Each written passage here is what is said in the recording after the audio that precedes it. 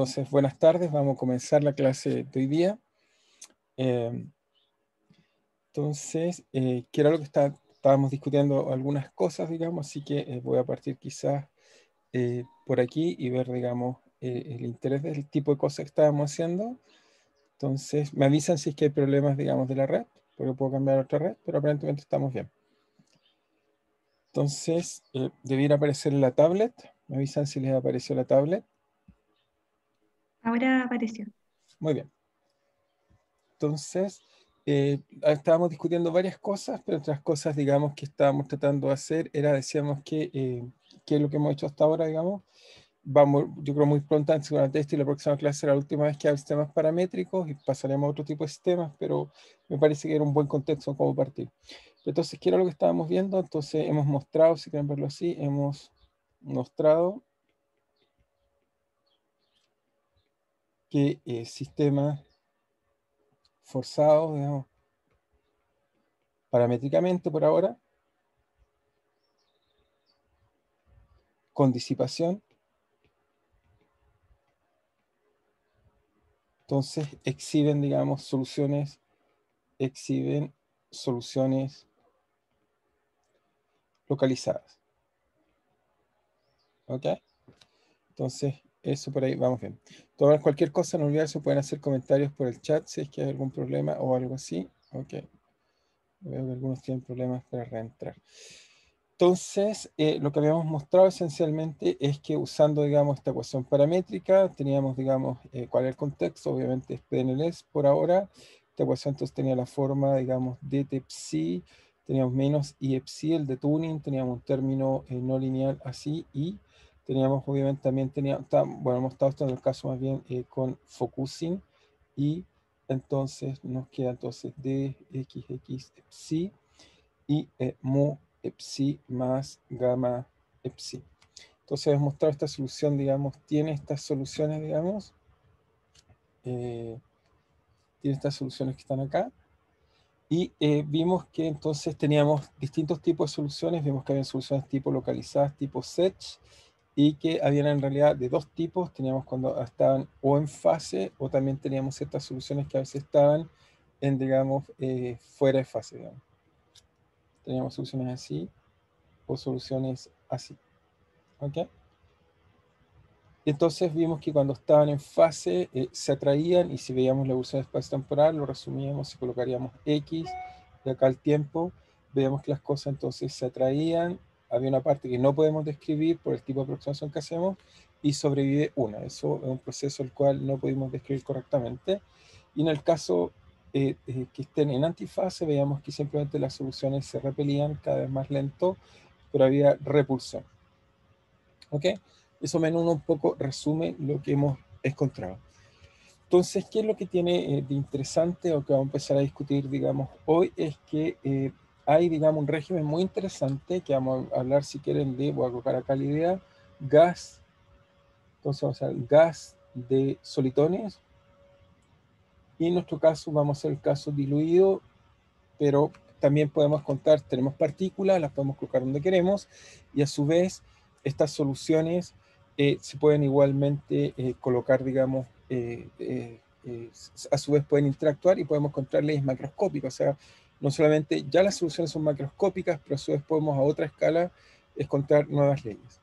Entonces, lo que voy a hacer para ilustrarles eso, voy a mostrar con el computador. Me dicen si ven el computador ahora, me avisan cuando lo vean, o por el chat, o me dicen también por ahí, si es que lo ven, ¿lo están viendo? ¿No? Ahora sí, Ahora sí. yo lo veo, al menos sí. Está bien, Cami, gracias. Entonces, bueno, en esta región del espacio parámetros, dentro de la lengua de Arnold, uno puede mostrar que, bueno, cerca de tuning 0, la solución homogénea es marginalmente estable. Por lo tanto, si doy una condición más o menos homogénea, se espera un poco, entonces el sistema se va a homogeneizar. Van a ver que en algún momento se homogeniza, ¿ok? Como están viendo ahí. Y lo que voy a hacer es que si uno se sale de esta región, y sobre todo mueve a la región que hay solitones, que es esta región que está en la parte inferior de la lengua de Arnold, entonces este estado se vuelve inestable. Lo interesante es que ese fenómeno lo voy a colocar, parte de un estado homogéneo, eso es lo interesante, me muevo hasta esta zona destacada, la solución sufre una estabilidad espacial, si miran poco a poco la solución va a ir progresando, quizás lo hago a un color más claro mientras evoluciona, pero como ven sufre una estabilidad espacial, ese tipo de inestabilidad espacial tenemos un nombre, en óptica se le llama inestabilidad modulacional, en otros contextos simplemente uno la llamaría simplemente una inestabilidad espacial, digamos. Siempre este sistema, la solución homogénea es inestable, tiene una estabilidad espacial, y lo que le genera es entonces que tenga este tipo, digamos, de oscilaciones. Ahora, como ocurre esta oscilación, estoy mirando en este caso la parte real acá abajo estoy mirando seguramente otra variable, ¿ok? Lo interesante es lo interesante, quizás estoy mirando la parte imaginaria y no la parte que quería ver. Entonces, ahí, bueno, ven cómo evoluciona, y como se fijan, eso empieza poco a poco a colisionar. Acá voy a ver qué estamos mirando. Entonces, estamos mirando, quizás a lo mejor mira la parte imaginaria, ¿ok? Mientras eso ocurre. Y bueno, puedo colocarle 0 para que sea más obvio. Mientras el sistema evoluciona, lo interesante es lo que les quiero mostrar es poco a poco, se fijan, el sistema hizo una inestabilidad oscilatoria, aparece una oscilación, pero esta extrañamente no se detiene en un patrón, hace algo muy distinto. Y lo que vemos es el proceso que les quiero mostrar, porque es interesante, uno puede ver este proceso experimentalmente. Entonces esto es una inestabilidad muy general que llamamos, en el caso óptica, modulacional, porque se modula la intensidad de la luz en el caso de la óptica. En otros contextos simplemente es que la envolvente se modula, ¿ok? Hay una estabilidad. Y lo interesante es que se empieza a ver un poco el diagrama espacio-temporal, pero voy a esperar que ocurra mejor. ¿Qué es lo que pasa? Que la solución patrón no se estabiliza en una solución definida. Y lo que va haciendo, si se fijan acá en la parte de acá abajo, eso pareciera ser como nuestros solitones, y efectivamente después de un rato vamos a ver que el sistema van interactuando y se va a formar un gas de solitones que siguen interactuando.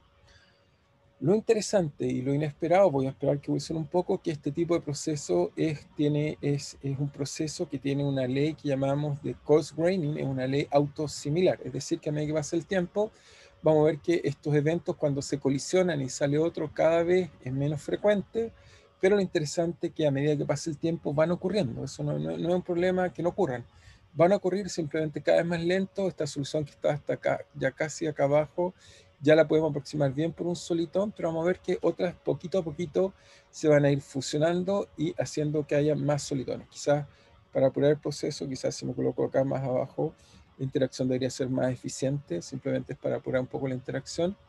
Lo que debería hacer es que se autoajusta el sistema y la interacción es un poco más rápida, es solo para que podamos verlo. De todas maneras tengo imágenes donde lo puedan ver un poco mejor. Pero lo que está haciendo de todas maneras el sistema es que fusiona soluciones y cada vez se van separando los solitones unos de otros y se siguen separando y separando y separando. Lo interesante es que la interacción nos va a permitir encontrar leyes que nos permiten explicar este fenómeno. O sea, ¿qué es lo que estoy diciendo? Va a ser un análogo con las partículas que conocen de toda la vida. Es decir, yo conozco, por ejemplo, la ley de gravitación. Esta ley tiene algunas reglas que llamamos autosimilares. Ese tipo de leyes autosimilares nos va a permitir encontrar otras leyes a nivel macroscópico, y lo que voy a tratar es buscar eso, es decir que, ok, mis soluciones son las soluciones de un campo que describe el sistema, pero lo interesante es, bueno, aquí lo ven un poco mejor, se fijan, ocurren más seguidos estos eventos extraños que colisionan y queda una sola. Una vez que queda una sola, por supuesto, la distancia entre los solitones va aumentando, estos solitones disipativos, pero lo interesante es que esa distancia, a medida que pasa y pasa el tiempo, aumenta, y lo divertido es que podemos derivar una ley. Eso es lo que quiero convencerlos, es decir, que al caracterizar las interacciones, si uno tiene suerte y estas leyes, por ejemplo, son autosimilares, uno puede establecer nuevas leyes macroscópicas. ¿Ok?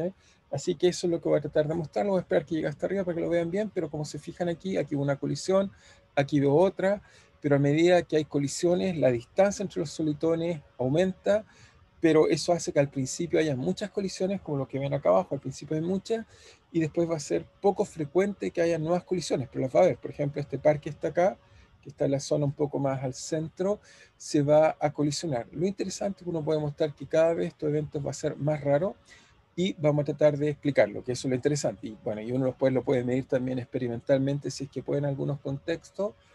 se puede medir, pero uno requiere para poder medir una ley de Cosgraining, como vamos a contar, tienen leyes de potencia o leyes logarítmicas, requiere tener mucha estadística para que uno esté seguro que está bien. Pero el fenómeno creo que está claro aquí, digamos. No sé si a alguien le queda claro a todos, simplemente un fenómeno que las soluciones van recurrentemente interactuando unas con otras y se van aniquilando. ¿Ok? ¿Estamos bien? ¿Está claro para todos? Es simplemente confirmar que ven o entienden la imagen, simplemente con eso. Si no, ahora volvemos y lo tratamos de explicar un poco qué es lo que está sucediendo en el sistema. ¿Está claro para todos? Sí, bien. Hasta ahora bastante bien. Ok. Entonces, volvemos y, bueno, paraba un poco la simulación, pero si siguiera esto sigue muy lentamente. Aquí tengo un buen computador y sigue y uno puede ver eso que está ahí. Entonces, lo que vamos a hacer ahora es simplemente volver a la tablet y tratar de explicar este fenómeno que acabamos de ver, que es bastante interesante e inesperado. Entonces, pero me avisan cuando ya ven en la tablet, entonces quizás deberíamos partir. ¿Ya la ven? ¿Se ve? Ahora sí. Sí. Se ve. Perfecto. Entonces, lo que deberíamos decir es que, primero que nada, es una observación, digamos, observación numérica. ¿Qué es lo que vemos? Que, primero que nada, que vemos que al partir de una condición inicial homogénea, que uno puede preparar el sistema físicamente para que esté eso. Por ejemplo, en un fluido deberíamos partir que está oscilando homogéneamente, pero en la práctica es muy simple. Lo que hice fue simplemente en el espacio parámetro conozco una región donde es más o menos fácil estabilizar una solución de esa forma, y esa región está como por aquí en esta lengua de Arnold, donde el eje vertical es gamma, el eje horizontal el de Turing. Y lo que hice fue simplemente tratar de entonces de hacer que de esta zona que está, en esta zona que está ahí, entonces lograr que pasemos de esta zona a esta zona de acá. En esta zona entonces de acá la solución homogénea es inestable, y entonces es en esta zona, digamos, que tenemos esta transición. Es decir, que lo que vimos, simplemente para resumirlo, es que partí con una condición inicial homogénea que creamos al interior de la lengua de Arnold, y logramos entonces que ésta se estabilice, digamos, o se estabilice a través de, dije un nombre que es importante quizás para algunos, que bueno, sobre todo si es que alguno hace óptica. En óptica rara vez le llaman inestabilidad espacial, le llaman inestabilidad modulacional, y la razón es una tontera, pero es porque el envolvente se modula. Inestabilidad modulacional. Eso es lo que simplemente es una inestabilidad espacial. Y eso hace entonces que lo que vimos fue que la solución, después de un rato, creara muchas soluciones interesantes, inesperadas, digamos, que se empezó, si quieren, partió homogéneo. Después, de un instante posterior, vimos que había una modulación, y después vimos que a medida que pasaba aún más el tiempo, esto fue poco a poco transformándose en un gas de solitores. ¿Ok? O sea, eso fue lo que vimos numéricamente en la evolución que acabamos de ver. Ahora, el interés de eso no tiene varias cosas, digamos, que son de interés. El interés, primero que nada, de eso es que, primero que nada, deberíamos también notar que todos los solitones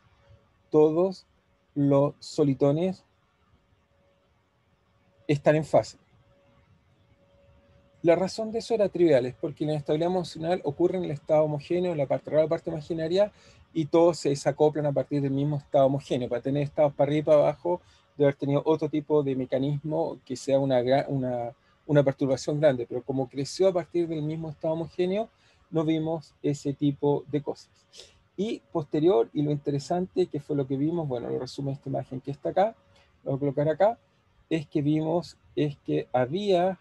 Entonces les va a aparecer ahora, vimos que había este proceso que llamamos de coarsening, es decir, que las partículas más cercanas se atraen, se van aniquilando, y después las más lejanas que sobreviven se van acercando y aniquilando. Entonces se observa numéricamente, eso es por ahora de observación, eso es lo que vimos, observación. Entonces hay un proceso constante de aniquilación. Eso es lo que dice la figura. Pero les dije algo más profundo. No solo hay un proceso constante de aniquilación, sino que hay un proceso que no, si uno mira, en realidad uno dice, pero en realidad esto que está pasando es esencialmente, y esta es la idea interesante que uno va a asociar a lo que llamamos coarse graining, es que al principio las soluciones están muy cercanas e interactúan. Y después pasa exactamente lo mismo. Después se van dilatando, cada vez están más cerca y se aniquilan. O sea, están más lejos, perdón, y se aniquilan. Entonces, en realidad, etapa por etapa, si yo mido, por ejemplo, al principio están todas muy cerca e interactúan, y después la única diferencia es que están simplemente más lejanas, y entonces van interactuando ahora un poco con que están más lejanas. Pero eso es como haber simplemente separado las condiciones iniciales, y separar las condiciones iniciales hace que el tiempo de interacción o el tiempo de colisión sea más lento. Lo interesante es que todo eso va a satisfacer un proceso que me va a decir, por ejemplo, y eso es lo que voy a tratar de explicarles, es que hay leyes, o vamos a tratar de encontrar leyes. La pregunta que queremos hacer es si hay leyes, si hay una ley o hay leyes, por eso no la veía, estaba acá. Si hay leyes de la evolución de la distancia media como función del tiempo. Es eso lo que queremos buscar. Y si encontramos leyes, ese tipo de leyes son lo que llamamos coarse graining. En inglés sería algo así como dinámica de grumos. Es difícil la traducción, pero eso es lo que llamamos coarse graining. Los coarse graining típicamente más clásicos los vemos en física del sólido, donde vemos que, por ejemplo, las superficies van, cómo se van llenando, satisfacen reglas, o la propagación de interfaces en general tienen algún tipo de reglas que a medida que pasa el tiempo son más grandes, y tienen algún tipo de ley con el tiempo. Entonces, a ese tipo de leyes en inglés le llamamos, digamos, coarse graining. ¿Ok? Y eso algo así como dinámica, no sé, la traducción no es buena, de grumos. Grumos en el sentido de coarse, me faltó una E ahí, coarse graining. ¿Ok? Bueno, no es una buena traducción, pero eso es lo que típicamente diríamos. Desgraciadamente esta expresión no tenemos. Entonces la pregunta es, ¿qué está pasando? Entonces, para dar cuenta de esto, entonces vamos a hacer la siguiente explicación. Para dar cuenta de este fenómeno, que les mostré primero en el computador, ¿qué es lo que uno puede hacer? Y lo interesante que uno puede descubrir en muchos problemas que van a tener interacción, pero que no tengan equilibrio. Después les trato de explicar por qué el problema. Entonces, esencialmente lo que vemos es que tenemos muchos solitones después de un rato, a distintas posiciones, por supuesto. Entre ellos están interactuando. ¿Ok? Por ejemplo, este de acá, si me concentro en este de acá, entonces este de acá siente obviamente las fuerzas de sus vecinos. O sea, siente la fuerza del de acá, lo tira hacia acá. ¿Ok? El de acá del otro lado lo tira hacia acá, y etcétera. Cada uno de sus vecinos lo está sistemáticamente tirando. Digamos, siente la fuerza obviamente de cada uno de todos sus vecinos. O sea, cada uno está parado y siente la interacción con los otros vecinos que están en su entorno. Entonces, si me permiten rotularlos, a este por ejemplo llamo, a esta posición la llamo ZI, a esta obviamente la llamo ZI más 1, a esta ZI menos 1. En una dimensión obviamente uno tiene esta noción de orden sin problema, que podemos colocar bien. Si no, bueno, hay que colocar coordenadas en más dimensiones y preguntarse si tiene este tipo de coarse graining, que les voy a tratar de explicar. Entonces, a partir de lo que ya aprendimos, es muy simple la interacción. Si yo quisiera saber la dinámica de ZI, entonces es muy fácil. Uno diría, bueno, mira, lo que debería hacer es que cada solitón, por ejemplo, el que está más acá, si pienso en el que está acá, este que está acá, cuando interactúa con este, entonces lo afecta con su envolvente. Así que ese sabemos que lo trata de tirar hacia la izquierda, tiene alguna constante, llamémosla capa, ya la hemos calculado, exponencial de algún cierto exponente que caracteriza la interacción, digamos, llamémoslo delta, de los parámetros que hemos calculado, y depende de la distancia relativa entre ellas. Entonces tenemos ZI, o la distancia entonces sería Z, bueno, menos ZI, donde estoy puesto, y la posición donde está. Pero obviamente los solitones que están más lejanos, por ejemplo el de acá, también en teoría me afecta ahí. Así que en realidad debería colocar el índice, para ser más cuidadoso, debería colocar acá ZL. ¿Ok? Y por supuesto, si quieren, coloco un módulo, porque a veces va a ser más grande o más chico, y sumo sobre todas las, digamos, sobre todos los L posibles, con L, por supuesto, distinto de I. Eso me da cuenta de la interacción de todas las partículas con todas las partículas. ¿Ok? Están todos interactuando con todos. ¿Ok? Entonces eso es interacción entre todas las partículas, interacción total. ¿Ok? Ahora, cuando uno tiene interacción total, obviamente el problema es difícil, están todos interactuando, pero ya fíjense, me saqué el campo y transformé esto en un problema, si quieren verlo así, de que tengo una partícula acá, tengo otra partícula acá, tengo otra acá, y ahora estoy estudiando la interacción entre partículas. Eso parece mucho a los problemas que aprendimos en mecánica estadística, ahora en un caso unidimensional. Pero eventualmente podemos hacer este tipo de cosas. No es que no se pueden hacer, simplemente estoy haciendo el análogo. Obviamente, pero dado que la interacción es exponencial, podemos hacer una buena hipótesis, es que obviamente, si depende de la exponencial, podemos hacer la siguiente hipótesis, es dado que la fuerza es exponencial, podemos despreciar la interacción de partículas lejanas.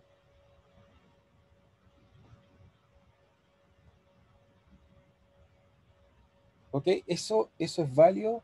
Una idea muy simple es que podemos hacer eso porque vamos a suponer, y si suponemos bien, digamos, que hay partículas lejanas, entonces podemos sin ningún problema o aproximación, dado que la interacción supongo que es exponencial, las que están más allá son exponencialmente más pequeñas. Supongo que para todos es claro, o sea, la exponencial va con la distancia. ¿Sí? ¿Es claro para todos? Supongo que sí. Luego podemos hacer lo que llamamos interacción a primeros vecinos. ¿Ok? Luego hacemos interacción a primeros vecinos.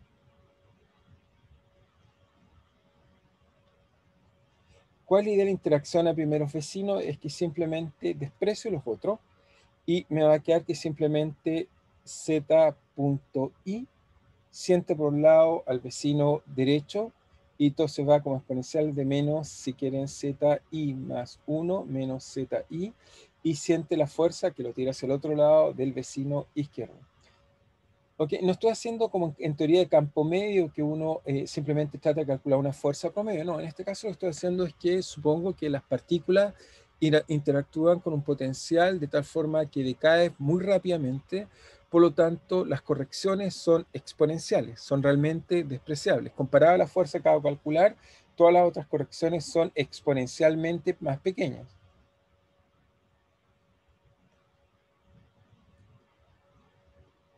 Ahora, en mecánica estadística, muchas veces, por ejemplo, por potenciales tipo Lennard-Jones o cosas así, podemos tratar de hacer teoría de campo medio, despreciar un poco las interacciones. En este caso, realmente la fuerza cae tan fuerte que se puede despreciar. En el caso de que tuviéramos fuerzas que van de la forma polinomial, no se puede hacer eso porque que decaiga uno partido por ley de potencia pueden ser muy intensas y hay que calcularla, pero las exponenciales, correcciones exponencialmente más pequeñas, son razonables y por lo tanto podemos asumir que es correcto. Así que la aproximación de la fuerza la aproximamos simplemente a interacción de primeros vecinos, o si quieren también podemos llamar interacciones de a pares o interacción de a pares.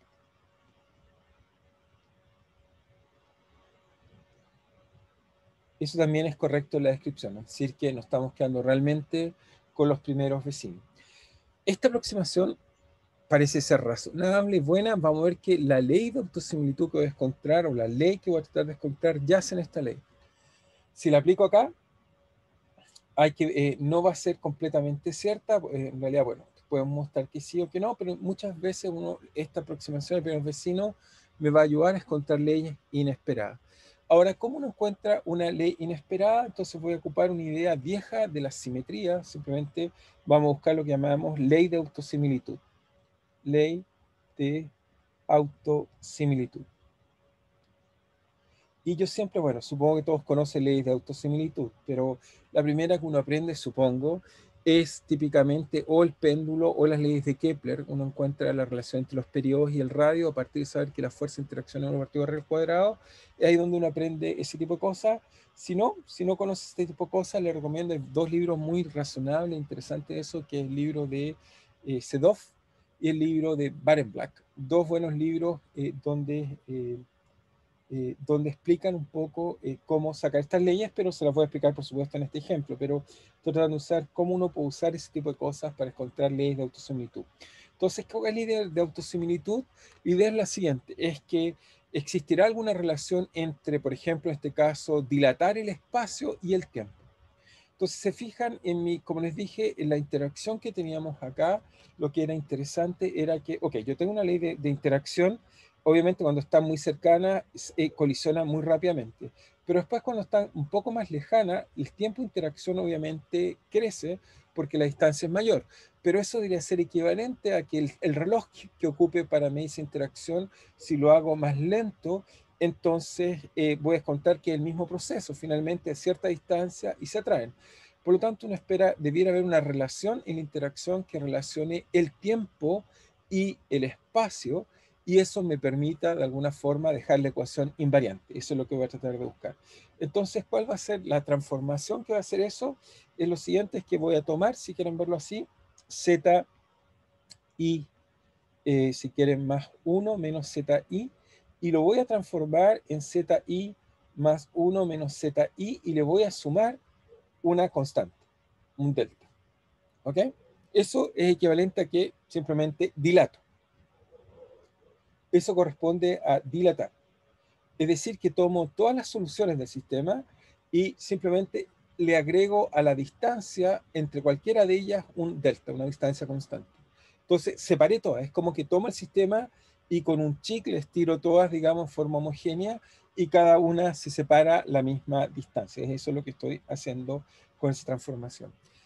Pero uno se pregunta, ok, pero si dilato en el espacio o la separación entre mis partículas, algo le tiene que pasar al tiempo. Entonces tenemos que ver qué le pasa entonces al tiempo. Entonces veamos que si al tiempo le hago una transformación de dilatación, ¿cuál es la transformación de dilatación que me conviene? Obviamente voy a pasar un T nuevo y veamos si es correcto o siempre anoto al revés. Simplemente el nuevo tiempo, el tiempo que voy a usar, tiene que ser como que el tiempo fluye más lento, así que voy a ver si eso efectivamente va como delta por un nuevo t. ¿Ok? Veamos si no me equivoqué. Se nota al revés. Creo que siempre lo estoy anotando al revés, pero lo chequeo inmediatamente. Entonces, ¿qué significa esto? Entonces, significa que voy a mis ecuaciones y ahora fíjense, hago esta transformación, esto tiene que dilatar el tiempo, veamos si es verdad. Entonces, si hago zi punto y ahora lo escribo en esta nueva coordenada, entonces esto es d a dt, ok, de zi, y ahora me queda de dt a dt chico de z, que es lo que tengo acá, y eso me tira entonces, entonces lo hice al revés, me tira entonces una exponencial, que acá queda simplemente z delta. Ese término que está ahí, que acabo de escribir, eso es simplemente d a dt de adt. Eso me dice, si cambio el sistema de coordenadas, qué es lo que pasa. Y por el otro lado, sí, entonces eso es dt grande a dt chica. Quizás no me quedó muy claro el dt chica, lo voy a anotar más cursivo abajo para que quede más claro. Entonces eso es, si lo paso hacia el otro lado, entonces me queda dt a dt grande y entonces ahí sí con ese signo me da un menos acá afuera que no lo puse acá. ¿Ok? Me queda un menos ya. Y por el otro lado de la ecuación, si se fijan, al hacer eso sale factor común y me queda al otro lado de la ecuación me queda factor común exponencial de menos delta de lo mismo. Una vez que hago la transformación, me queda acá simplemente exponencial de menos delta porque zi más 1 menos zi, al sumarle eta me sale una exponencial que la coloqué como factor común hacia afuera y acá me queda menos k exponencial de menos delta de zi menos zi menos 1. Y entonces fíjense que me quedan exponenciales en ambos lados y por lo tanto la cancelo. Y por lo tanto, ¿qué me dice esto? Que me dice que si el sistema yo lo dilato tanto en el espacio, y esto es una dilatación en el tiempo, porque lo estoy mirando obviamente en mi nuevo tiempo t, por lo tanto multiplico por una exponencial, que es un número muy chico, entonces dilato tanto en el tiempo y en el espacio. La ecuación es invariante, eso es lo interesante. La ecuación es invariante.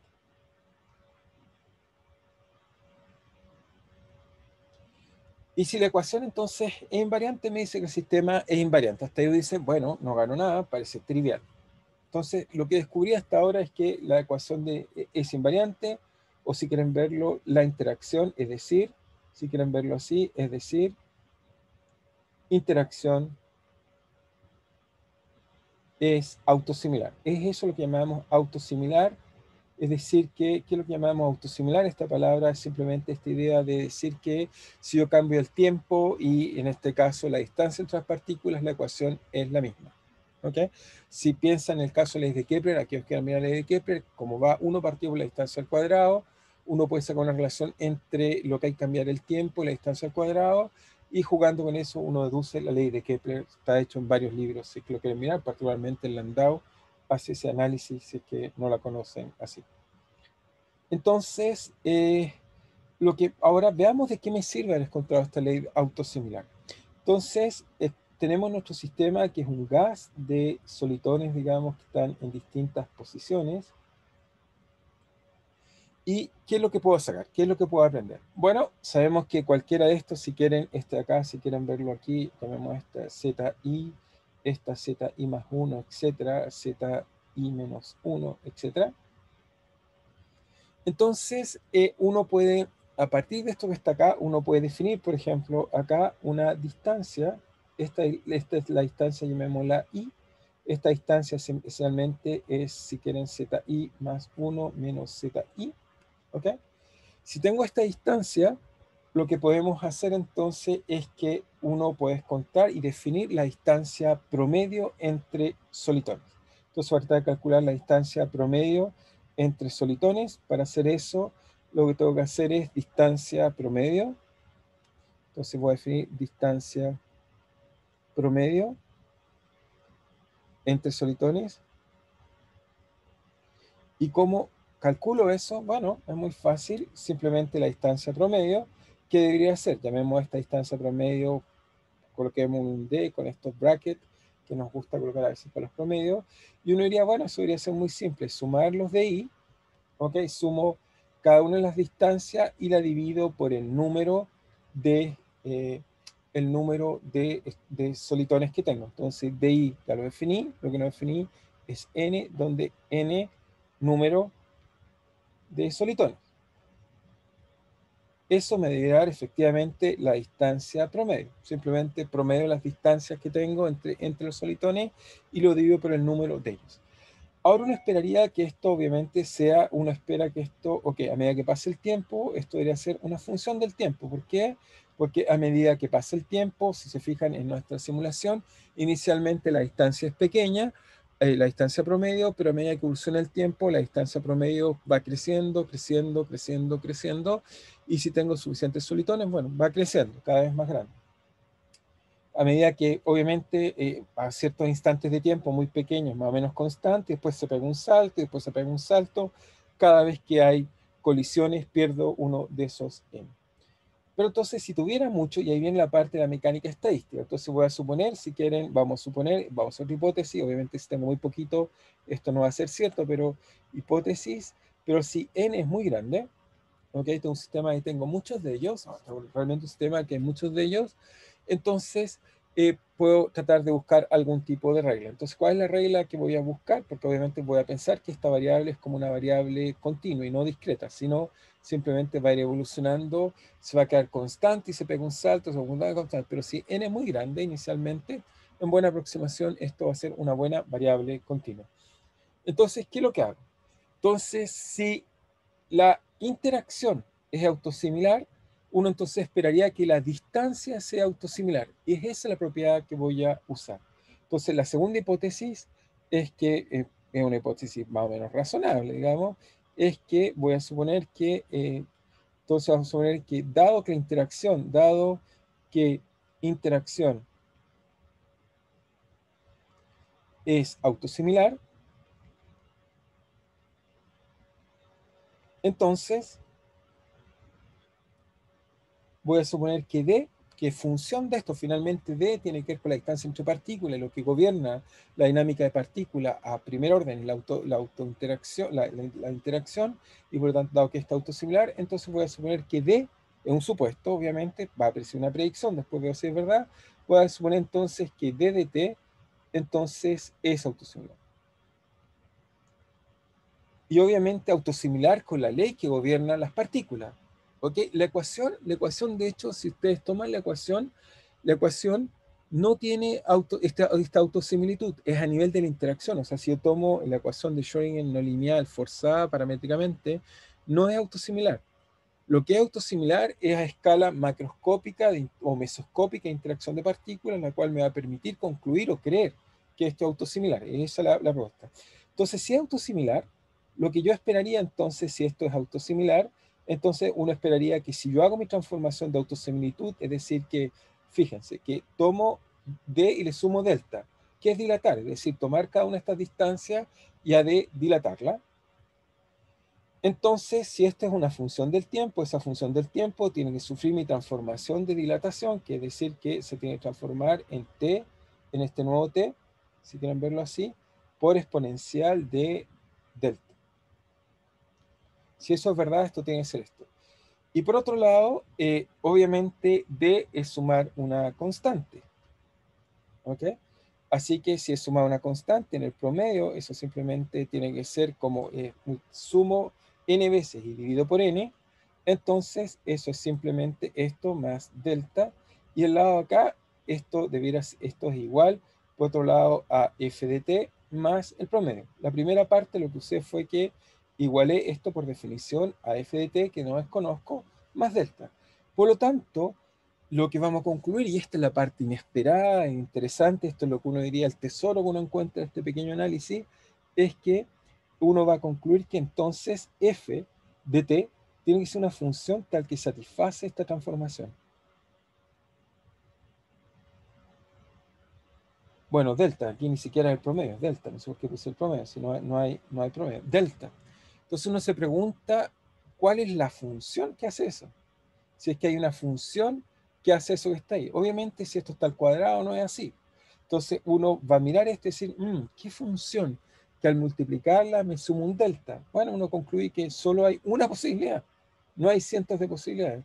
La única función que hace esto es que sea una función logaritmo, ¿ok? ¿Ok? Una función logaritmo que toma el tiempo y además lo divide por delta. ¿Ok? Es decir, fíjense que si eso es así, si uno se pregunta qué función satisface eso, uno va a encontrar que esta es la función que satisface eso que está ahí. ¿Okay?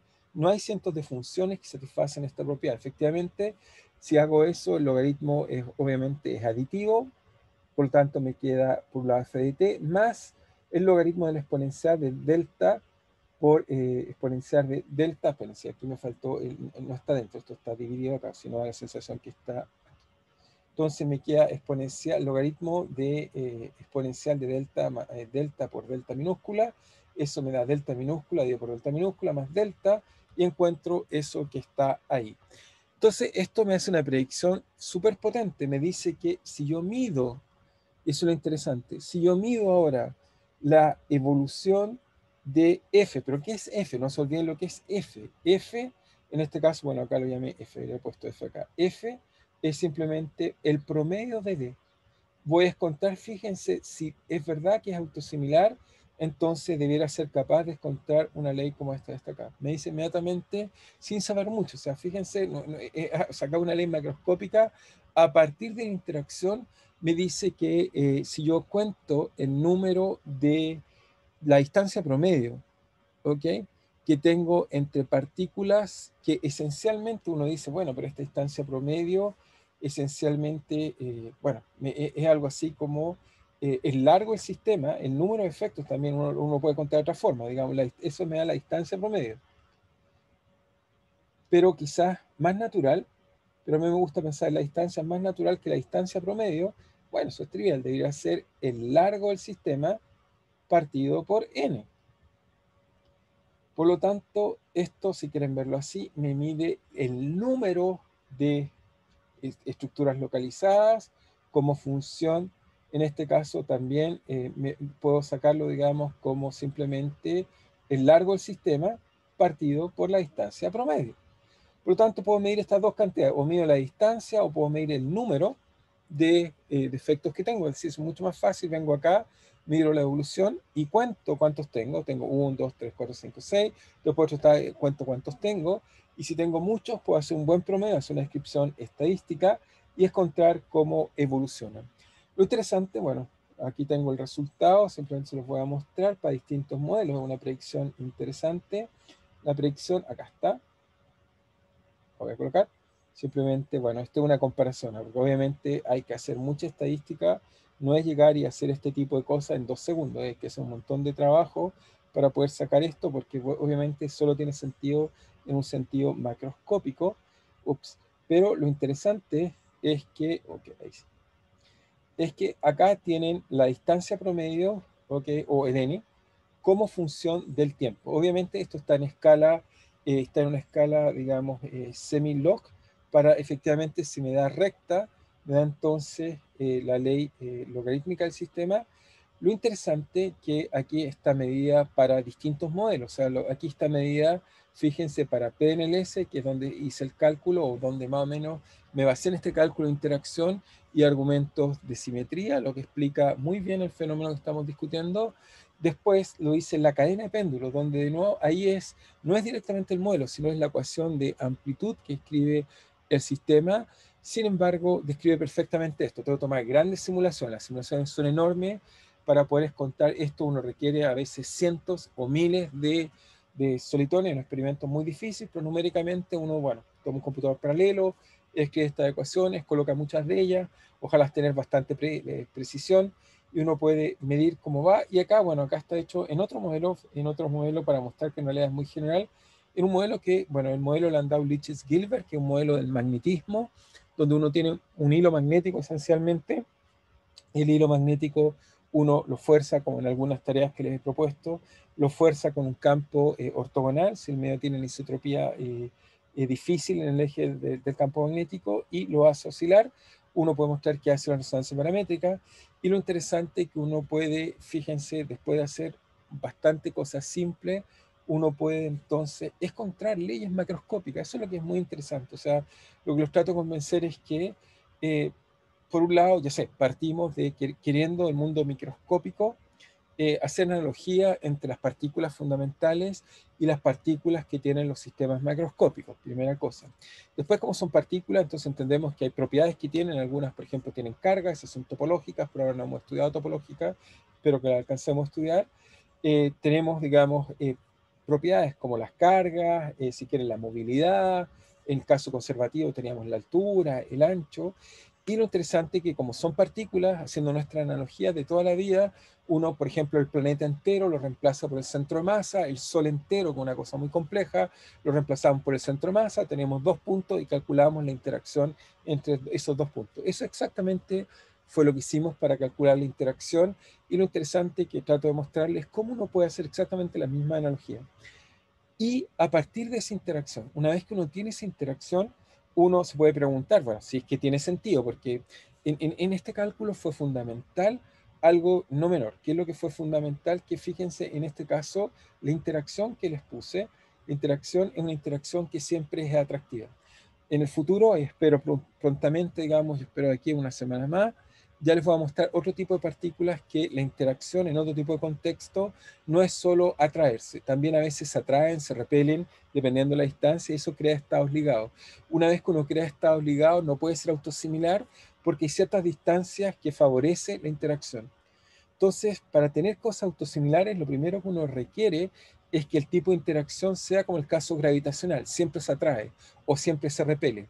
Pero si tienen cosas que tienen de alguna forma distancias características, claramente no pueden ser autosimilar, porque si yo cambio o deformo el espacio o el tiempo, la interacción depende. Pero en estos casos, como siempre atrae, si yo agrando o achico, repele, le da lo mismo. Así que lo primero que uno aprende es que es fundamental para encontrar, digamos, y eso notamos como observación, para que no se me olvide, Entonces, bueno, lo primero es que algunas observaciones, pronto les voy a dar el recreo, pero simplemente para que queden las ideas bien guardadas, porque podemos cambiar un poco de tema.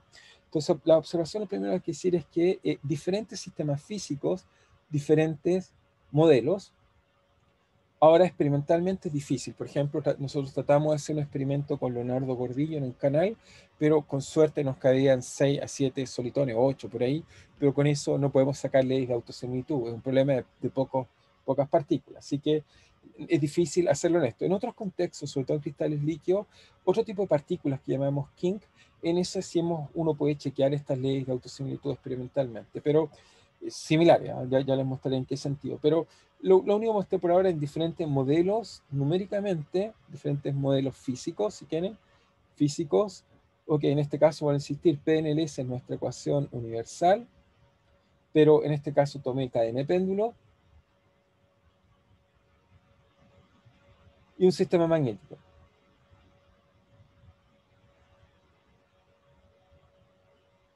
Entonces mostré que en todos estos diferentes modelos físicos hay leyes macroscópicas de interacción, hay leyes de evolución de los solitones.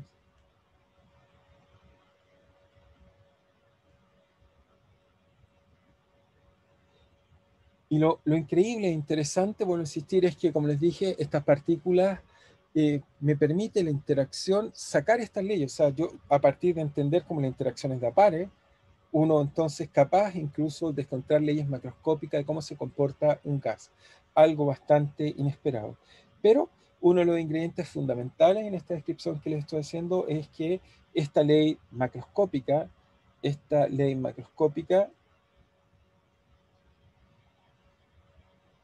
requiere interacción autosimilar. Esa es la clave. Si no es autosimilar, interacción autosimilar. Ok, requiere esta interacción autosimilar.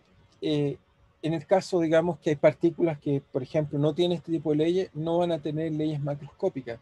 Y esto es muy interesante, digamos, que requiero, digamos, que sea autosimilar.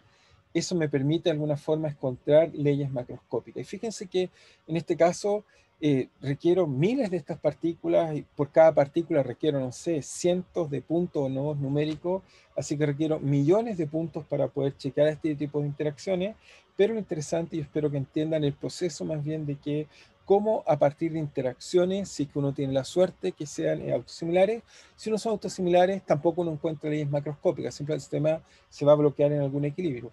Pero uno puede encontrar leyes si son autosimilares de repulsión o de atracción, uno sistemáticamente entonces puede encontrar algún tipo de comportamiento macroscópico. Así que eso es interesante. Me parece que uno a distintos niveles de escala uno puede contar cosas interesantes. Entonces, bien, entonces lo que vamos a hacer, salvo que tengan preguntas, si no vamos a tomar nuestro recreo. Bien, entonces vamos a reiniciar la clase. Entonces, vamos, como les dije, vamos a cambiar un poco de tema. Entonces, para eso lo que voy a usar es, vamos a partir, digamos, bueno, un poco remotivando, digamos, la discusión. Simplemente dejamos de lado el coarse graining. Y ahora entonces vamos a partir hacia acá. Entonces me dicen, ¿ven la tablet? ¿Ven, perdón, en la presentación? Sí, sí, se ve. Gracias. Entonces, bueno, habíamos visto ya hace tiempo que habíamos descrito bien, digamos, estos solitarios propagativos en el canal. Eso estaba bien, estábamos todos claros, una buena descripción. Ok, esa parte está bien. Y habíamos visto que la interacción se podía escribir bien. Bueno, está el hilo magnético, cuando uno puede deducir las ecuaciones con las cuales uno puede derivar exactamente la ecuación de Schrödinger no lineal forzada paramétricamente. Vimos que era una buena aproximación para los solitones, donde se encontraban, todo eso estamos bien claros. Entonces, bueno, está la interacción, pero la pregunta que vamos a hacer ahora es ligeramente distinta, simplemente que estoy buscando cuál es la buena, quizás me apurado un poco más, pero ok, es por aquí. Entonces tenemos la interacción, vimos que funcionaba bien. Y esta interacción describe bien también la interacción en la cápsula de cadena de péndulo. Y aquí está lo que habíamos acabado de mencionar y discutir recién, que tiene que ver entonces con estas leyes de autosimilitud que uno puede contar usando argumentos muy simples. Uno puede entonces tener leyes de autosimilitud. Entonces, ok, ahí se me desconectó el mouse, ahí sí. Entonces uno puede contar, digamos, como les dije, esta ley de autosimilitud y uno puede calcular. Bueno, aquí es una simulación preliminar en la época, después hicimos muy buenas simulaciones, pero para ilustrar que va bien, obviamente aquí va, se fijan, ahí va contando, aumentan, da saltitos, pero si uno hace simulaciones grandes, esto funciona bien. Así que efectivamente es una muy buena ley de autosimilitud. Pero entonces, ok, bueno, aquí, ok, no quiero discutir esto, lo que quiero discutir es otra cosa que, ok, creo que era lo que venía después, digamos, simplemente me excuso, lo que quiero acá. Entonces, ok. Esto, no sé si miran, voy a colocar mi mouse ahí y lo que están viendo es que tengo un solitón, pero fíjense, voy a colocar mi mouse en la posición dada y se fijan, el solitón se está alejando. ¿Qué es lo que está pasando? Lo que están viendo en este video, que es el fenómeno que les quiero hablar ahora, es simplemente es que hasta ahora nuestros solitones, ok, interactúan entre ellos, pero una vez que los creo, se quedan en esa posición. ¿Ok? Bueno, salvo que estén muy cerca de las paredes, una vez que están cerca de las paredes, ven su imagen e interactúan con la imagen. Pero en este caso que están viendo acá, se mueve sin ningún problema. De hecho, lo voy a retroceder yo quizás a mano, fíjense, retrocedo a mano y se puede mover. Entonces uno dice, pero ¿por qué se mueve? Entonces, la razón por la cual se mueve y que lo que quiero estar mostrándole es que simplemente en el experimento lo que se hace es que se inclina. Entonces, al inclinar, eso hace que en el sistema los parámetros esencialmente se vuelven inhomogéneos y eso permite que esto se mueva. ¿Esto qué me permite hacer? Permite hacer muchas analogías, por ejemplo, como en mecánica cuántica, si yo coloco un potencial, puedo colocar una partícula, pero si a ese potencial le aplico una fuerza externa, la puedo mover a la izquierda, a la derecha, etc.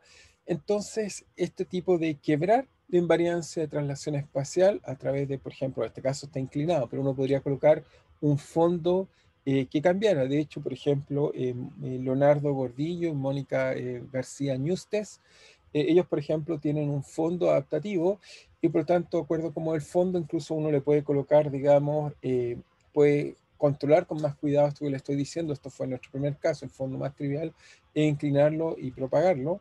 ¿Ok? Pero simplemente decir que se pueden hacer cosas más sofisticadas, o esto sería análogo, por ejemplo, en unos péndulos, tener péndulos, pero que no todos tengan el mismo tamaño, y eso entonces haría, o algún tipo de inhomogeneidad, y eso entonces, si es pequeñita, obviamente la solución persiste, que es lo que acaban de ver, y lo interesante es que adquiere dinámica. Entonces ahora la dinámica no va a estar dada por la interacción, sino va a estar dada por algo así como una fuerza externa. Entonces lo que quiero hacer análogo en este ejemplo es que uno puede crear el análogo de fuerzas externas y las preguntas que uno se quiere hacer, por supuesto, es decir, bueno, la puedo escribir, puedo entender por qué es lo que veo y qué es lo que se puede hacer. Obviamente el tipo de descripciones van a ser similares a las cosas que conocemos, pero vamos a tratar un poco de entender esto, cómo se puede explicar y manipular un poco este tipo de soluciones.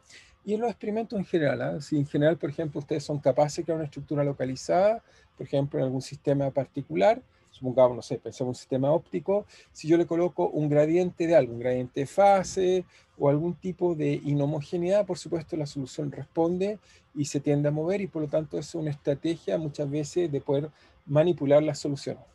¿Okay?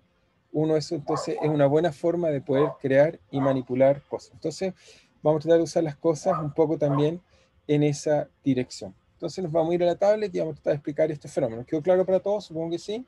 Pero si me dicen si es que alguien no entendió, yo supongo que es claro para todos. ¿Está claro para todos? Sí, por ahora todo bien. Muy bien. Entonces, lo que vamos a hacer es muy simple. La pregunta que nos vamos a hacer es dinámica, si quieren verlo así, que voy a insistir que tiene un aspecto práctico, dinámica, inducida por inhomogeneidad.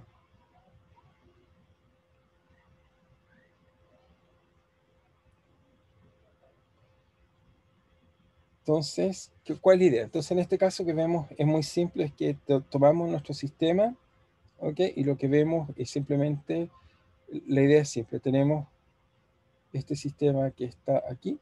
Entonces, esencialmente, tenemos nuestras soluciones, digamos, que están así. Y lo que hacemos es que, bueno, eso en esta imagen experimental, pero la idea es general e introducir algún tipo de inhomogeneidad. Y eso entonces hace, digamos, que tengamos soluciones ahora sí, pero lo entretenido es que se tienden a propagar. Y se va a propagar efectivamente hacia las zonas más profundas. ¿Ok? Entonces eso fue lo que vimos en el experimento. Simplemente vemos que el efecto de la inhomogeneidad induce dinámica. Entonces, ¿qué es lo que está pasando? ¿Cómo describir esto y cómo entenderlo en distintos problemas que uno esté estudiando? Obviamente, por ahora estoy estudiando estos sistemas paramétricos, ya les dije que prontamente vamos a cambiar, vamos a empezar a otro tipo de sistema, pero muchas de las cosas que aprendemos acá van a ser iguales en muchos otros sistemas, por eso me parece una buena idea que lo entiendan bien en general. Entonces, en nuestro caso, el caso ideal lo describíamos con una ecuación de tipo, la ecuación más simple que atrapa el fenómeno, la forma unificada, universal que atrapa el fenómeno, en esta ecuación paramétrica de Schrödinger no lineal, ¿ok? Y entonces esta ecuación, digamos, que toma esta forma hasta acá, describe bien lo que vemos. Entonces uno dice, bueno, ¿en qué afecta? La pregunta es, ¿en qué afecta que tenga inhomogeneidades? ¿Ok? Obviamente la altura no va a cambiar mucho, pero yo le cambio el fondo, pero si yo a un fluido le cambio el fondo, lo que hago es que le cambio su frecuencia natural. Eso significa en la práctica, si yo le cambio el fondo, es que claramente la frecuencia, que es cambiar el detuning, ahora se transforma en una especie de tuning más una perturbación del detuning que depende del espacio. Pero a su vez, por ejemplo, cuando uno hace que el fluido se incline, por otro lado, también la disipación esencialmente en todos estos sistemas físicos ocurre en las paredes. Si uno mira, o digamos, cualquier de estos sistemas físicos, la disipación ocurre en el contacto del fluido, si quieren verlo, bueno, está en un canal, en las paredes. Por lo tanto, obviamente, si yo aumento, digamos, cambio el tamaño de las paredes, también aumenta la fricción. ¿Ok? La capa límite que está ahí jugando un rol aumenta. Y por lo tanto, también es esperable que este parámetro cambie. Obviamente, en otros experimentos uno puede controladamente cambiar el detuning, por ejemplo, y la disipación no. Por ejemplo, una cadena de péndulos, si yo les voy aumentando el tamaño, la disipación tiene que ver con la disipación que tienen los péndulos. Si todos tienen más o menos el mismo tipo de rodamiento, o el aire o el fluido en el cual sumerjo el sistema del mismo, eso no debería cambiar. Pero en el caso de un fluido es más complejo, debería cambiar un poco toda la solución. Así que cambia. Y por otro lado, cuando yo aumento la capa de agua, a priori también, si yo aumento la capa de agua, tengo que, de alguna forma, el fluido que tengo que levantar es distinto y eso también va a hacer que el gamma que tenga en principio hace esto. O sea, en un problema de fluido cambia todo, esa es la verdad. No hay ninguno particular. Obviamente uno puede diseñar experimentos donde uno quiera que cambie uno particular. Insisto en ese punto. Obviamente cuando uno quiere controlar algo mejor, lo ideal es tratar de cambiar solo un parámetro. Por esta razón, no hay ninguna razón por cual los parámetros se mantengan y solo cambie uno. Esa es la razón que les trato de explicar. Pero obviamente uno puede diseñar experimentos para poder controlar particularmente una solución que uno quiera. Ahora, los cálculos que voy a hacer, lo que les voy a presentar simplemente por simplicidad, voy a tomar uno solo, porque si no tendría que calcular muchas cosas. Pero entonces, por simplicidad, si quieren, simplemente por una cosa de simplicidad, por simplicidad, voy a considerar uno solo y simplemente voy a considerar que la disipación es inhomogénea, pero todos son inhomogéneos. Saber cuál es más o menos es complejo en el caso del canal, pero uno puede suponer distintas cosas, pero por simplicidad voy a usar simplemente que mu es el único inhomogéneo. ¿Ok? Simplemente para escribir menos ecuaciones me queda un poco más simple. Eso significa que si escribo las ecuaciones, por ejemplo, si las escribo y introduzco de nuevo, no sé, coordenadas polares para hacer un poco más simple la descripción. Entonces, si hago R elevado a I teta, es lo que puede existir, lo que llamamos transformación de Madelung. Entonces, representación polar. O, insisto, los fluidos tienen un nombre un poco más pomposo, o transformación de Madelung. Simplemente Madelung describió la teoría de fluidos, pero esencialmente es análogo. En la teoría de fluidos lo que pasa es que el phi y el r tienen que ver con el gradiente de velocidad, eso por un lado. Entonces, y phi tiene, o teta, perdón, en este caso tiene que ver con la conservación de la masa, por eso se guarda un nombre, no es directamente una representación polares, al revés. Cómo a partir de eso construir un campo complejo. Pero bueno, es razón histórica. Entonces, en nuestro caso ya hemos escrito las ecuaciones de R, entonces esto me queda de R, esto tiene que ser igual a la parte real, por lo tanto la parte, perdón, imaginaria, porque hay unos I ahí en el laplaciano, así que lo único que me queda real, la componente real, va a ser con el I, es que venga acá, por ejemplo, un dx teta, también tengo un término en la forma, digamos, dx teta al cuadrado, eso me queda multiplicado por supuesto por i, así que eso no va, me queda al revés, eso mentalmente obviamente no funciona, me queda entonces más 2 veces de xr de x teta, eso sí es correcto, y obviamente me queda un mu r más gamma, y hasta aquí aparece un r, y aquí nos aparece por supuesto la parte real, coseno de 2 teta, y a esta ecuación le debiera agregar este término perturbativo, que es de la forma, si tiene aquí 0, aquí 1 de x, que voy a por simplicidad colocar una rampa, pero la gracia es que uno puede colocar fórmulas bien generales, así que voy a tratar de colocar cosas generales para que vean cómo uno cambia las ecuaciones. Por otro lado, la fase es lo mismo, es r de a de teta, ¿ok? La fase entonces sí me queda la parte imaginaria, por lo tanto esa parte, bueno, la parte con espacio, la parte imaginaria obviamente es de xr, menos en este caso entonces la parte imaginaria, me queda entonces, me queda digamos, bueno, con el menos que está acá, menos aquí, después aquí me queda más, dx baja 2 veces el teta, eso me cambia el signo, me queda de teta cuadrado r, ¿ok? Y por el otro lado me queda entonces menos nu r, ok, menos r cubo, y me queda entonces gamma, el mu solo tiene proyección en la parte real, me queda más gamma esencialmente r, y aquí me faltó por supuesto gamma r seno, ahí está. Ahora entonces tenemos las ecuaciones, simplemente las reescribí en coordenadas, si quieren, polares, no hay nada más. Ahora, lo interesante de mi elección, ¿por qué escogí mu de x? Es para que fuera un poco más simple. Solo voy a tener este término acá. Si hubiera escogido, por ejemplo, el nu, habría aparecido solo acá, o si en gamma, habría aparecido las dos ecuaciones. Simplemente para el cálculo sea más simple. Pero la idea es la misma. Hay que seguir con él y avanzar, digamos, con la solución. Entonces, ¿cómo uno hace, cómo uno calcula o cómo uno trata de hacer este cálculo, digamos? Y la idea esencialmente es la misma que les he estado enseñando. Uno hace un answer. Me voy a saltar algunos pasos porque ya más o menos conocen la idea, pero voy a tratar de explicar, por supuesto, consistentemente qué es lo que hace. Entonces, ¿qué es lo que hacemos, digamos, para estudiar la dinámica? O sea, tengo un solitón, pensamos que está acá. Este solitón, entonces, lo importante es que tiene una posición, llamémosla x0. Cuando el sistema no está perturbado, cualquier posición es posible, un parámetro continuo. Cuando el sistema está perturbado, lo que voy a hacer es que le voy a dar dinámica, y una vez que le dé dinámica, trato de calcular cuál es la ecuación que escribe la dinámica entonces de ese solitón. Tal como cuando teníamos dos y probemos los dos y calculé la misma la interacción, uno en realidad bajo una perturbación puede usar exactamente la misma tecnología. Es decir, usamos un ANSA.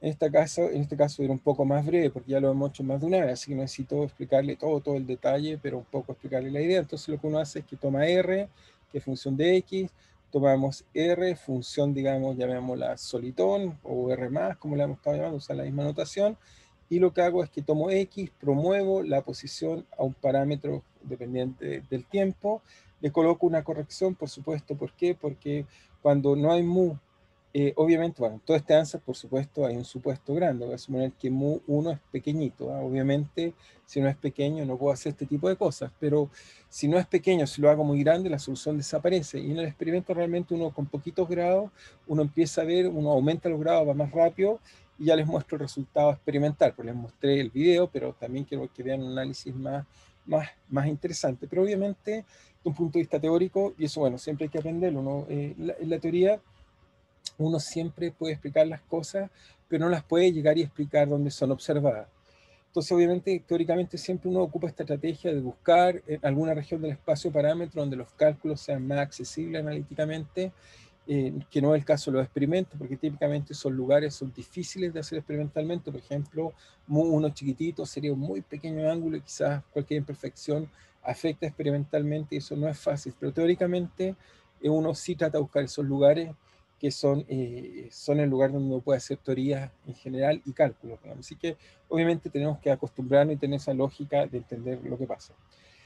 Entonces, este ρ que está acá, por supuesto, función de x, va a ser función de x0, y vamos a tener también, obviamente, como antes mostramos, voy a colocar una fase, ok, teta, y esta fase voy a suponer que obviamente la solución teta 0, la cual satisface inmediatamente, colocamos la relación, coseno de 2 teta 0 satisface mu partido por gamma, era el equilibrio, la solución de equilibrio, y obviamente le colocamos una corrección que a priori es la función de x y x0, que es lo que hemos estado calculando en muchos de los problemas que hemos estado haciendo. Así que hasta ahí no hay nada nuevo, simplemente el mismo tipo de ANSAT que hemos estado usando sistemáticamente, no he hecho ningún cambio, digamos, relevante, solo es para insistir que estamos tratando de hacer, digamos, el mismo tipo de cálculos que hemos hecho siempre con la misma estrategia.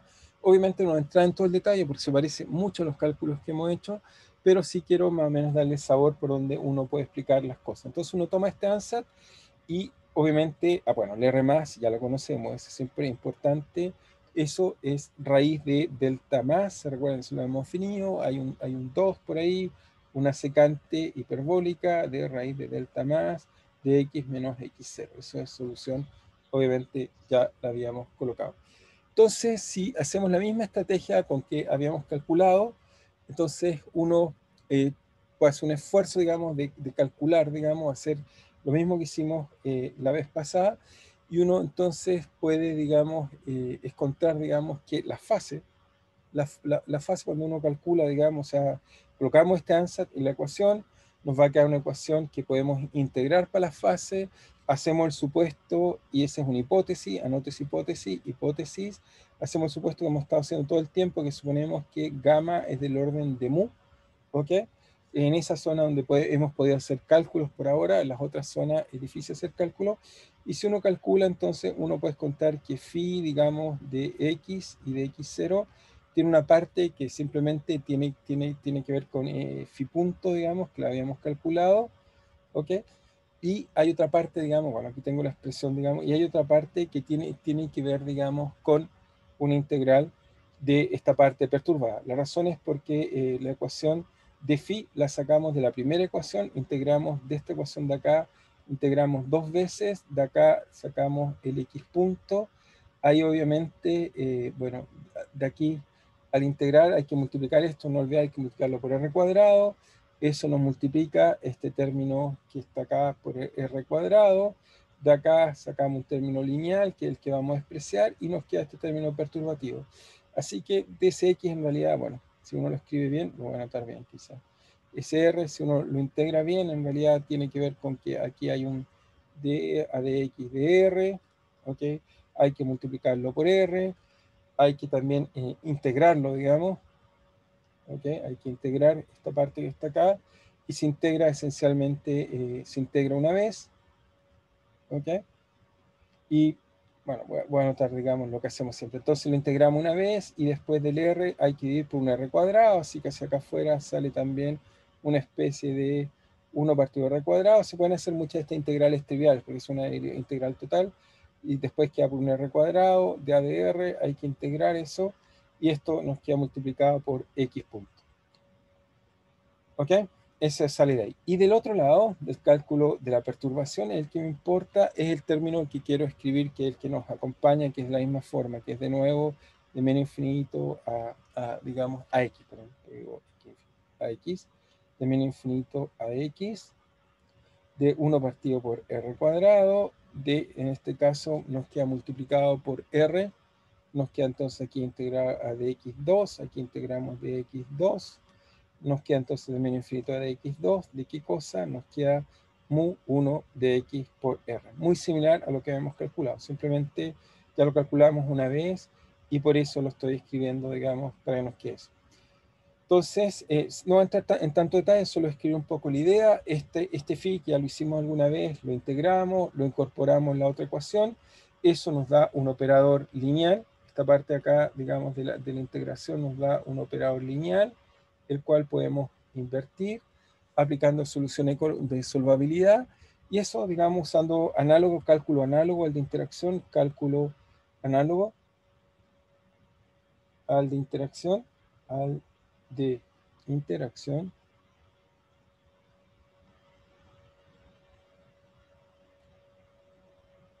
Entonces, cuando hacemos análogo a este cálculo de interacción, lo que vamos a descubrir es que nos queda que x0, después de hacer la condición de solvabilidad, mismo cálculo, nos va a quedar una integral, esta sí nos queda de menos infinito a más infinito, y nos queda simplemente algo a calcular interesante, que es algo así como de z a de r, o derivada, digamos, multiplicada por la expresión que tenemos exactamente ahí, que es de infinito a x, de x', partido por r cuadrado, integral de infinito a x', de en este caso u1 de x 2' por r más en x 2'. Nos queda eso y además queda dividido por la condición de solvabilidad por de menos infinito a más infinito de dz de r al cuadrado. Entonces uno puede calcular esto, que es una expresión como esta de esta acá, que son muy similares a la que hemos estado calculando antes. Ya sé que quizás han sido algunas quizás tediosas, sentido que son cálculos largos, pero importante que se puede calcular, y por lo tanto uno puede encontrar, lo que estoy tratando de enfatizar, es que uno va a encontrar una expresión que me dice entonces, fíjense, para cualquier mu, si alguien me da, no sé, un potencial periódico, x punto va a ser igual a algo periódico, o si me dan algo, me da algo distinto, me dan distinto. Entonces en la práctica ahora tengo que decir cuál es el tipo de inhomogeneidades que estoy estudiando en este caso. Entonces como en este caso se inclina, eso es muy fácil. Si eso se inclina, entonces uno puede pensar que si está inclinado, mu entonces de x esencialmente debería ser una constante, alfa por x. Uno lo coloca, integra esto con las soluciones y en buena aproximación al término dominante uno encuentra que efectivamente esto da un número constante de la forma delta 3 medios por simplemente alfa. Entonces eso hace que haya una velocidad constante. ¿Ok?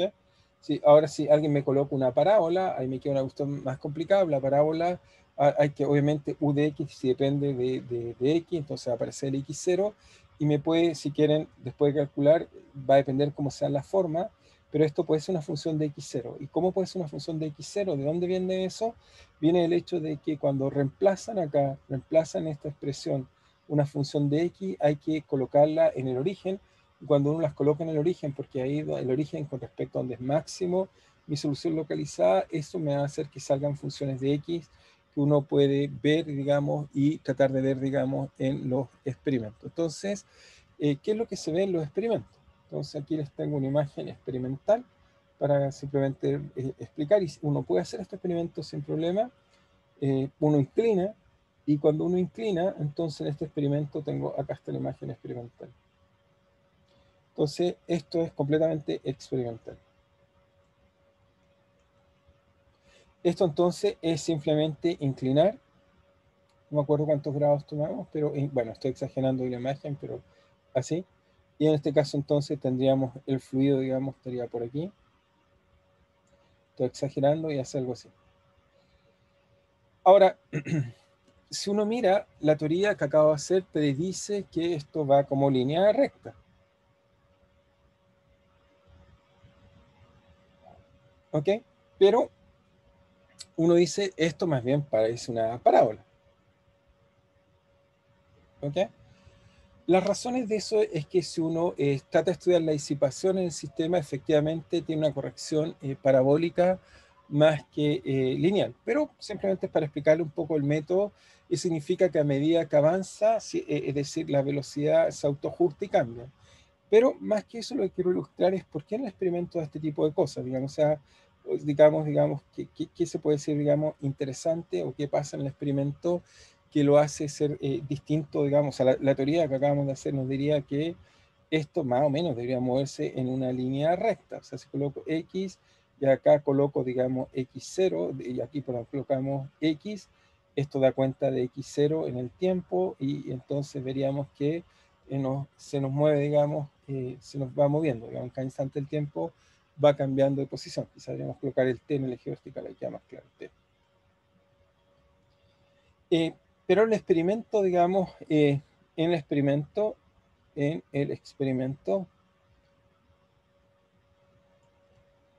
no se observa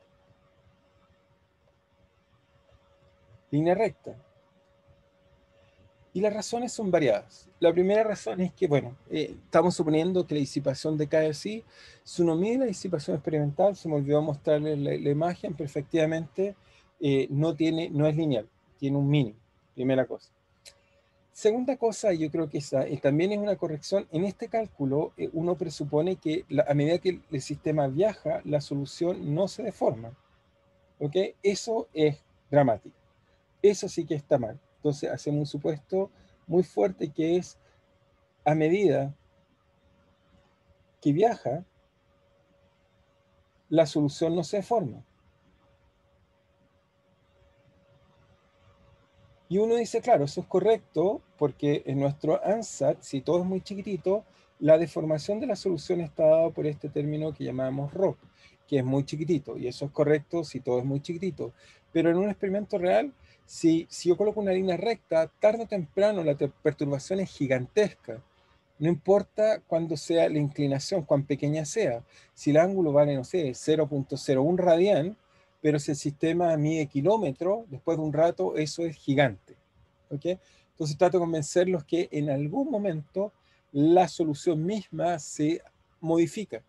Es decir, la solución a medida que pasa el tiempo, si tuviéramos que hacer realmente una figura ahora de la solución, si ahora colocáramos un gráfico así, si colocáramos hacia acá el tiempo, hacia acá colocamos el espacio, hacia arriba colocamos el módulo de la solución.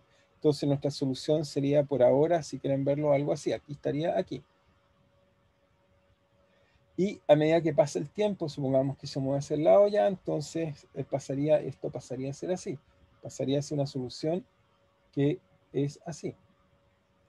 Pero lo que pasa en realidad es que a medida que pasa el tiempo, efectivamente la solución se va modificando. Y también la solución va cambiando, se va haciendo, digamos, voy a exagerar, más larga o más delgada. Y eso también hay que tomarlo en cuenta. Esas correcciones que son de segundo orden hacen obviamente que la forma de la solución también cambie. Así que no es completamente correcto. Ahora, si uno quisiera realmente dar cuenta bien de la observación experimental, hay que tomar las correcciones de la solución, que se autoajusta, eso modifica esta teoría, por supuesto, haciendo corrección de la corrección, o si quieren uno dice, ok, despreciemos eso, pero entonces simplemente en vez de suponer que es lineal, que fue lo que supuse aquí, en realidad podríamos suponer que en realidad es mejor aproximación y uno eso lo mide, y bueno, justo no tengo la imagen a mano, se me fue, pero uno podría colocar un término así, y eso si uno calcula, entonces eso efectivamente da términos que si uno calcula acá, va a salir una constante y vienen correcciones lineales, y efectivamente eso hace que la velocidad cambie en el sentido que está ilustrada esa imagen que le estoy colocando ahí. Así que efectivamente las cosas pueden ser más complejas de lo que uno cree. ¿Okay? Pero obviamente hay que saber experimentar, hay que saber describir, hay que saber calcular. Lo que más me importa obviamente es que el método que les mostré es el mismo método que les hice hacer el otro tipo de cálculo, pero es un método que yo creo es relevante porque sistemáticamente nos permite calcular muchas cosas y por lo tanto si uno lo domina bien, puede calcular en algún límite muchos resultados. Simplemente lo otro es tratar de entenderlo y estar bien. Entonces, eso con respecto a este problema inclinado. Y entonces me falta solo un último tema, los temas paramétricos, que voy a empezar solamente con él y motivarlos. Me quedan 4 minutos, suficiente por lo menos para hacer una motivación. Voy a colocar el título para entonces después seguir en ella. Entonces vamos a hablar de lo que llamamos solitones, ok, disipativos. Bueno, en inglés no sé cómo sería la buena traducción. Lo llamé con estructura de fase o, digamos, la traducción correcta lo llamamos con armadura de fase. Con armadura. Con armadura. Esa sería la traducción. En inglés, bueno, fuimos nosotros quienes inventamos esto. Ya les voy a mostrar lo sorprendente de esto. Le llamamos en inglés phase porque es la fase. Con armadura, digamos, quizás la traducción más correcta sería en la fase, digamos. Yo creo que ahí es lo más correcto, digamos. ¿Ok? Ups. Entonces tenemos phase en fase, con armadura en la fase. No sé si es la mejor manera de traducirlo, pero en inglés lo llamamos phase shielding solitons. ¿Ok? Entonces voy a tratar de explicarles de qué se trata esto que está acá, que también es un resultado bastante inesperado. Hasta ahora todo bien. Hasta ahora la fase ha sido irrelevante. Pero entonces prefiero, digamos, mostrarles bien, digamos, qué es lo que pasa para motivar bien la próxima o parte de la próxima clase acerca de qué se trata esto que está acá. Entonces volvemos a la simulación. Me avisan si la ven. Por ahora simplemente voy a cambiar de state. ¿Ya la ven? Todavía no. Ahora sí. Ahora sí se ve. Muy bien. Bueno, entonces, creo que le puse clase. Veamos si era esto. Sí. Entonces, bueno, nos cambiamos a región de parámetros. Solo eso que está ahí. Ahora, la mayor parte de los solitones que he descubierto, fíjense, no es casualidad, está bien ahí abajo. Es porque ahí voy a mostrarles el fenómeno que quiero enfatizarles ahora, que fue un fenómeno bastante inesperado que nos demoró tiempo en entender. Esto fue la tesis de Yair Zárate, principalmente, un estudiante de magíster, y fue por unas razones por las cuales nos interesamos bastante en este problema. Eso es lo que quiero mostrarles, que es lo que tiene interesante. Entonces, fíjense, aquí está la solución, acá está, si quieren, la parte real, la parte imaginaria está ahí. Por ejemplo, aquí está la parte imaginaria, ¿todo bien? El computador, yo le puedo decir al computador, está simulando ahora, le puedo decir que me muestre la fase. Entonces me voy a colocar acá y le voy a decir que me muestre la fase. Entonces calcula la fase, y la fase obviamente hay que mirarla obviamente entre pi y menos pi. Ahí está la fase es relativamente homogénea, que son los solitones que hemos estudiado. Pero lo que voy a hacer ahora es que me voy a cambiar de región. Y cuando nos cambiamos de región, quiero mostrarles, digamos, lo entretenido que pasa. Por ahora está aquí el módulo. Voy a hacer una ventana más para que no pierdan de vista el módulo. Entonces voy a hacer, digamos, el módulo más o menos va a ser constante, así que no va a cambiar mucho. Así que con Field View, que está acá, aquí está la parte real. Voy a colocar acá quizás la parte imaginaria, donde es un poco más notorio. Ahí está. Y acá voy a colocar la fase. Eso es lo que quiero mostrarles ahora de interesante. Aquí está la fase, obviamente, bueno, está entre 0 y pi, puedo colocar colores, pero por ahora muevo y después le coloco, mientras le coloco colores. Me salgo de esta región, me coloco un poco más arriba. Entonces, ese pequeño cambio, fíjense, la fase produce un cambio brutal. Ya están viendo que está pasando algo extraño. Por ahora voy, mientras evoluciona el sistema, me da tiempo eso para colocarles colores y sea más entretenido lo que están viendo. Van a ver algo bastante inesperado. Obviamente, en la fase, obviamente el cociente de los números pequeños, por lo tanto puede ser muy sensible si hago cambios. Entonces voy a tratar de, mientras eso evoluciona, colocarle algunos colores para que vean mejor a qué me refiero, que sea sensible o interesante.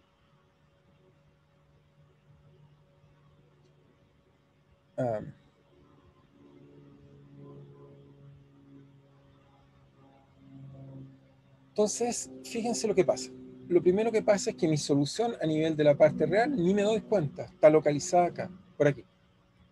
Sin embargo, la fase, fíjense que en vez de ser algo homogéneo, veamos qué es lo que le pasa. Algo está propagándose. Hay frentes inicialmente que tienen salto en 2pi, por eso vemos estas cosas que está acá. Eso significa matemáticamente que son ondas, simplemente de amplitudes muy, muy pequeñas. Pero espero que entonces espera el video porque es interesante, pero ellas avanzan y desaparecen. Lo interesante es que fíjense, el sistema establece un equilibrio acá y acá hay otro equilibrio. ¿Okay? Voy a esperar un poco para que lo vean. Si miran, esta zona que acá está en amarillo, bueno, se un amarillo ahí y otro color, pero estos dos son muy parecidos, pero se alcanzan a distinguir acá. Simplemente quizás debiera colocar colores más claros entre ese valor y ese valor, pero si miran acá abajo, aquí hay un valor y acá hay otro valor, que varía entre 2 y simplemente voy a colocar quizás colores más cercanos para descubrirlo bien. Entre, digamos, 1.3, ¿ok? Y lo otro es 2. Voy a chequear 1. Ok. Entonces, esto esencialmente se establece esta solución que conecta este estado con este estado acá. Fíjense, estoy hablando de estado, vamos a ver qué son estados, pero voy a aprovechar, digamos, dado que toma esos valores, digamos, a tratar de colocar eso que está. Entonces dije que esto va más o menos hasta 2 por acá, y por acá va hasta como 1.2. Voy a colocar 1.2 para que veamos con más amplificado qué es lo que está pasando. Lo que pasa en el sistema es que se establece un frente, hay dos equilibrios, se establece este equilibrio que está acá, con este equilibrio que está acá, y el sistema establece, digamos, una estructura de equilibrio. Voy a esperar que avance un poco más, simplemente me voy a pasar un minuto del usuario, quizás 2, simplemente para que vean la solución, pero el sistema entonces establece un frente, y lo increíble es que si esperan un poco, esto se detiene.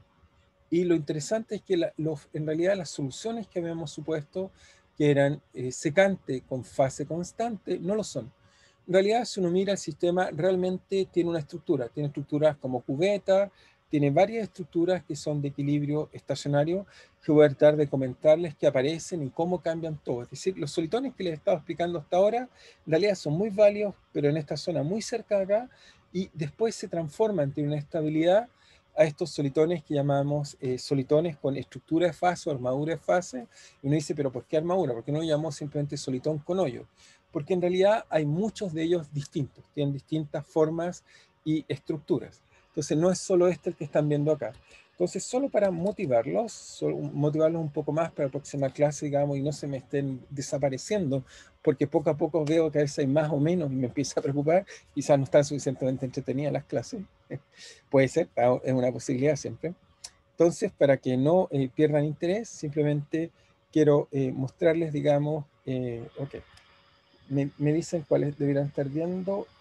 Ok, simplemente, supongo que están viendo, digamos, la Keynote, ¿o no? ¿Están viendo Keynote? Cargando. ¿Está Bueno, cargando? ¿Todavía no? ahora ¿Sí? sí, sí. Ok, voy a checar si están viendo el correcto. Si según esto están viendo el correcto. Ok, entonces solo voy a mostrar esta que está acá. Bueno, voy a tratar de explicar, se pueden ver en más o menos dimensiones, digamos. Ok. ¿La están viendo ahora? Es una figura en Sí. 2 dimensiones, ¿la ven? Sí. Sí, sí. Bueno, quiero mostrarles que incluso la solución en 2 dimensiones, bueno, hay muchas soluciones en 1 dimensión, en 2 dimensiones, bla, bla, les voy a simplemente mostrar. Hay muchas soluciones. En esta se resumen todas las soluciones que hay. Hay como cubetas, que fue la que les mostré recién en la fase. Hay otras que tienen, digamos, para arriba, para abajo. Hay muchas soluciones, se pueden caracterizar todas. Son realmente bastante inesperadas. Y solo para hacer digamos, el trailer interesante para la próxima clase, es que esta misma solución incluso persisten en 2 dimensiones. Y en 2 dimensiones son combinaciones, las que les mostré antes, son mucho más entretenidas. Estas son soluciones de equilibrio. Numéricamente uno parte con algo que se va propagando de frente y cuando se estabiliza forma estas soluciones de equilibrio que son estas que están acá.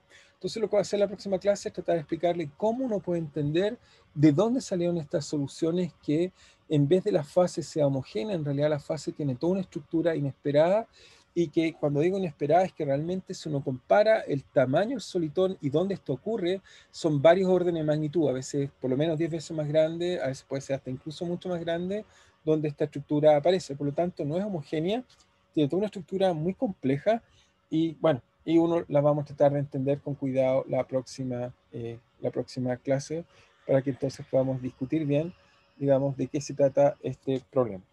Así que, si es que no sé si hay alguna pregunta solo para motivarlos para la próxima clase, si no, vamos a discutir este problema que estábamos hablando recién. ¿Estamos bien? No sé si hay dudas o preguntas.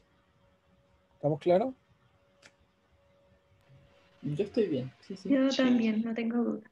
Bien. Muy bien. Entonces, nos estamos Interesante viendo eso el próximo último. viernes y vamos a tratar de entender los Fate Shield Soliton y esa es la última cosa de sistemas paramétricos y ahora vamos a cambiar el sistema a otro tipo de sistema. Bien, nos estamos viendo el viernes. Cuídense entonces, nos vemos. Súper, gracias, chao. Chao, chao.